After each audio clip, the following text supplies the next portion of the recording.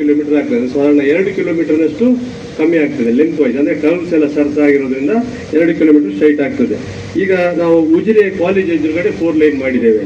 ಅದೇ 4 ಲೈನ್ ಅನ್ನು ಧರ್ಮಸ್ಥಳದವರೆಗೆ ಎಕ್ಸ್ಟೆಂಡ್ ಮಾಡ್ತೇವೆ.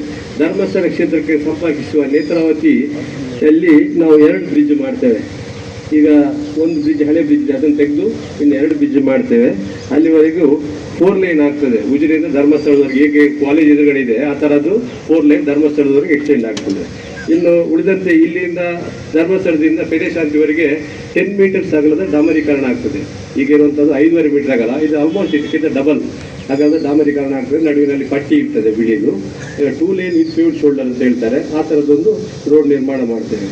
ಆಮೇಲೆ ಮೇಜರ್ ಆಗಿ 3 ಮೇಜರ್ ಬ್ರಿಡ್ಜಸ್ ಬರ್ತದೆ. ನಿಮ್ಗೆ ಗೊತ್ತಿದ್ದಾಗೆ ಧರ್ಮಸ್ಥಳ, ಪಾರ್ಬಿಕಲ್ಲು, 3 ಬ್ರಿಡ್ಜ್ ನಾವು ನಿರ್ಮಾಣ ಮಾಡ್ತೇವೆ. ಬ್ರಿಡ್ಜ್ ಆಗಿ ಒಂದು ಇರ್ತದೆ. ಇನ್ನು ಸಬ್ವೆ ಅಂತ ಹೇಳಿದ್ರೆ ನೀವು ಈಗ ಆಮೇಲೆ ಇಲ್ಲಿ ಬಸ್ಸಿಂದ ಹಿಡಿದು ಈಗ ಮೇಲೆ ಹೋಗ್ತೀವಿ. ಇನ್ನು ಯಾರು ರೋಡ್ ಮೇಲೆ ಹೋಗ್ಲಿ ಅಂಡರ್ ಪಾಸ್ ಕೊಡ್ತೇವೆ. ಮೆಜೆಸ್ಟಿಕ್ ಅಲ್ಲಿ ನೀವು ಬೆಂಗಳೂರಲ್ಲಿ ಮೆಜೆಸ್ಟಿಕ್ ಅಲ್ಲಿ ಹೇಗೆ ಆ ಥರ ಮಾಡ್ತೇವೆ. ಅದರಲ್ಲಿ 24 ಗಂಟೆಗೂ ರಾತ್ರಿ ಕೂಡ ಪಾಸ್ ಆಗಿ ಹೋಗಿ ಕರೆಂಟ್ ವ್ಯವಸ್ಥೆ ಎಲ್ಲ ಇದೆ. ಸೊ ಸ್ಲ್ಯಾಬ್ 37 ಸಂಖ್ಯೆ ಬರ್ತದೆ.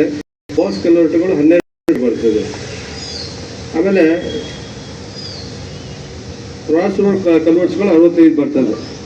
ಒಟ್ಟಿಗೆ ಮೇಜರ್ ಜಂಕ್ಷನ್ಸ್ ಕಡೆ ಬರ್ತದೆ, ಮೈನರ್ ಜಂಕ್ಷನ್ಸ್ 60 ಕಡೆ ಬರ್ತದೆ. ಅಂದರೆ ಈಗ ನಿಡ್ಲೆಯಲ್ಲಿ ರೋಡ್ ಲೆಫ್ಟ್ ಸೈಡ್ ಸಿಗ್ತದೆ, ಹಾಗೆ ಅನೇಕ ಕಡೆ ಕೊಕ್ಕಡದಲ್ಲಿ ಒಂದು ಮೇಜರ್ ಬರ್ತದೆ.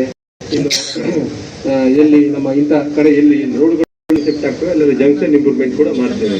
ಅಂತೂ ಸುಲಲಿತವಾಗಿ ವಾಹನ ಸಂಚಾರ ಬೇಕಾದಂಥ ಇದು ಮಾಡ್ತೇವೆ.